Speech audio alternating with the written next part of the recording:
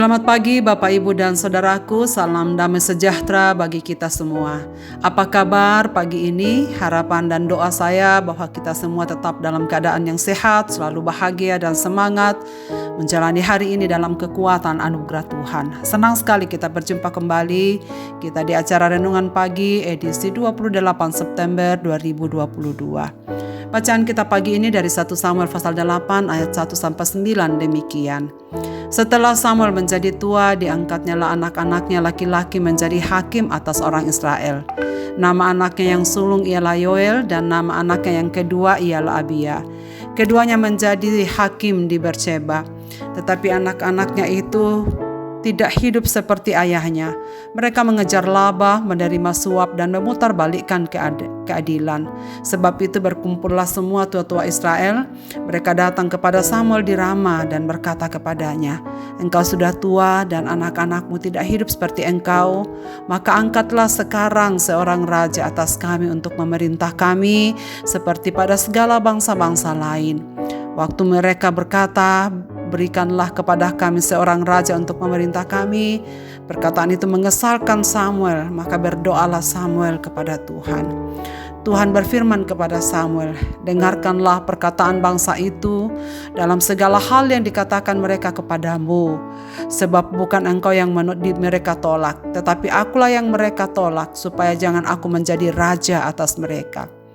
Tepat seperti yang dilakukan mereka kepadaku sejak dari hari aku menuntun mereka keluar dari Mesir sampai hari ini, yakni meninggalkan daku dan beribadah kepada Allah lain, demikianlah juga dilakukannya mereka kepadamu.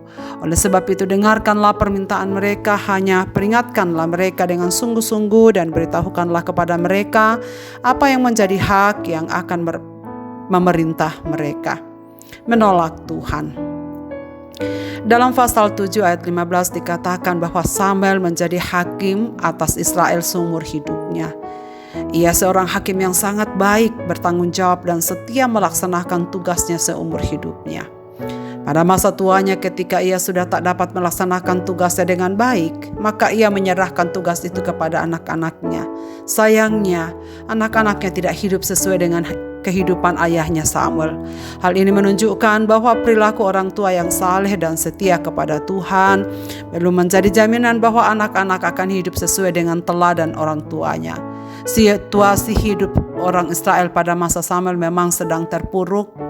Mereka hidup pada masa Israel melakukan dosa penyembahan berhala dan pengaruh suku Kanaan dan cara hidup yang tidak berkenan kepada Tuhan.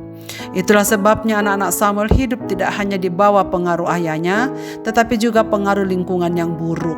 Mereka melaksanakan tugas dengan mencari keuntungan sendiri, mengejar laba, menerima suap dan memutarbalikkan keadilan. Tentu semua ini adalah hal-hal yang tidak berkenan kepada Tuhan. Namun sebenarnya bukan dasar inilah yang utama Israel meminta raja. Walau alasan yang dikemukakan pada Samuel adalah karena perilaku anak-anaknya Yoel dan Abia, dan hal ini menyakitkan Samuel. Ia datang pada Tuhan membawa semua persoalannya. Di sini terlihat perbedaan Imam Eli dan Samuel. Ketika Eli mendengar kelakuan anak-anaknya, ia tak berusaha datang pada Tuhan untuk memohon pengampunan. Cenderung pasrah dengan apa yang terjadi, terjadilah. Samuel menghampiri Tuhan dan menyampaikan apa yang terjadi. Tetapi Tuhan tetap berkenan kepadanya dan mendengarkan segala doa-doanya. Saudara sekalian, sangat wajar bahkan kelihatan sangat rohani bukan? Meminta raja dengan alasan bahwa Samuel sudah tua dan anak-anaknya tidak saleh. Namun Tuhan melihat segala motivasi dan hati yang terdalam setiap umat. Tuhan mengatakan kepada Samuel bahwa inti masalah yang membuat orang Israel meminta raja adalah karena mereka menolak Tuhan. Mereka ingin hidup seperti bangsa-bangsa lainnya yang dipimpin oleh seorang raja manusia. Dan apakah maksudnya? Tuhan mengetahui bahwa sebenarnya orang Israel pada waktu itu mereka meminta raja. Mereka tidak ingin lagi diperintah dan diatur hidupnya oleh Tuhan. Mereka ingin memiliki raja yang memerintah mereka sama seperti bangsa-bangsa lain yang ada di sekitar mereka. Mereka menolak pemerintahan atau campur tangan Tuhan dalam kehidupan mereka. Sebenarnya mereka bukan menolak Samuel dan anak-anaknya, tetapi menolak Tuhan. Keadaan Samuel yang sudah tua dan anak-anaknya yang tidak saleh dimanfaatkan sebagai momentum untuk meminta raja. Sebab sejatinya jika alasan anak-anak Samuel yang tidak taat, bukankah Samuel bisa mengurapi orang yang lain yang lebih berkenan kepada Tuhan?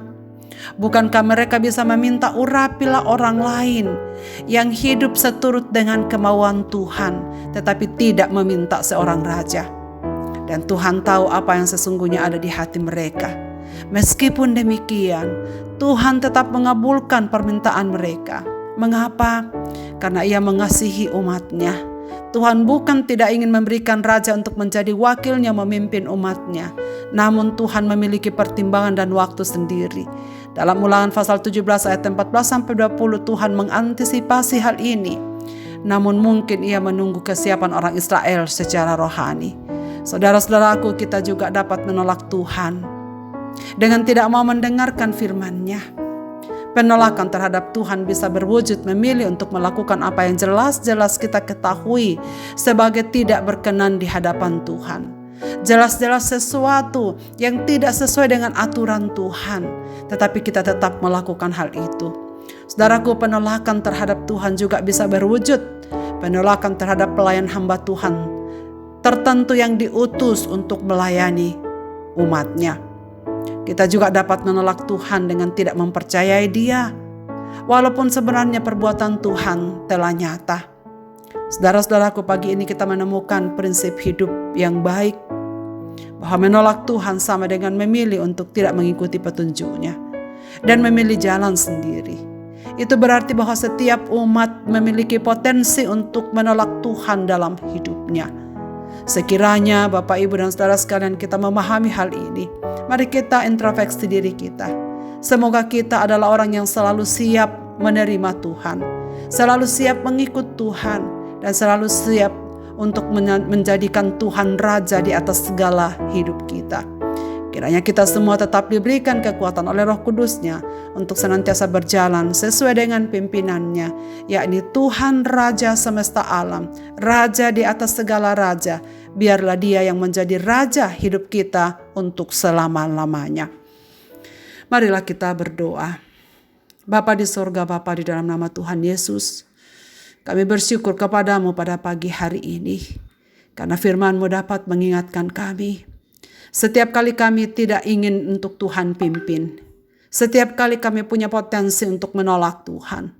Dan karena itu Tuhan, biarlah Roh Kudus-Mu menguatkan kami bersama-sama pada pagi ini, supaya tetap setia mengikut Tuhan.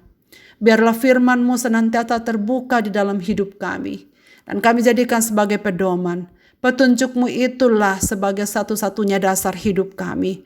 Karena kami rindu untuk selalu dipimpin oleh Tuhan, selalu disertai oleh Tuhan. Dan kami bersyukur bahwa Roh Kudus telah turun di tengah-tengah kehidupan kami, turun di hati kami, yang akan menguatkan dan memampukan kami untuk senantiasa berjalan dengan Tuhan. Ya Bapa di sorga, hamba-Mu ingin mendoakan segenap pendengar renungan pagi ini dimanapun mereka berada, dalam segala situasi kehidupan mereka. Ya Tuhan, kiranya kami semua mengaku bahwa Engkau adalah Raja hidup kami. Engkaulah pemimpin kami, dan kami rindu pimpinan-Mu lah yang kami jalani di sepanjang hari hidup kami. Engkau tahu berbagai persoalan hidup umat-umat-Mu ya Tuhan. Kiranya mereka jangan berjalan dengan jalannya sendiri dan menolak Tuhan. Tetapi tetap apapun situasi hidup mereka, Engkaulah pemandunya. Engkaulah Tuhan dan Juru Selamat kami. Kami jadikan sebagai panduan untuk berjalan dalam kehidupan ini. Umat-umat-Mu yang sedang dalam kelemahan tubuh, Tuhan berilah kekuatan. Mereka yang sedang bersedih, Tuhan hiburkan. Mereka yang sedang kehilangan panduan hidup, jadilah pemandu hidup mereka ya Tuhan. Berilah sukacita, berilah damai sejahtera dalam setiap kehidupan umat-umat-Mu ini untuk tetap berharap kepada-Mu. Ke dalam tangan kasih-Mu Bapa kami serahkan hidup ini. Ke dalam tangan kasih-Mu kami serahkan seluruh anggota jemaat Tuhan. Ke dalam tangan kasih-Mu kami serahkan anak-anak kami dan anggota keluarga kami. Dan biarlah kami semua berjalan bersama menikmati kebaikan-Mu di sepanjang hari ini. Dengar doa kami ya Tuhan, kami berseru dalam nama Yesus Kristus Tuhan dan Juru Selamat kami. Amin. Selamat beraktivitas Bapak Ibu dan saudara-saudaraku. Tuhan Yesus memberkati kita sekalian.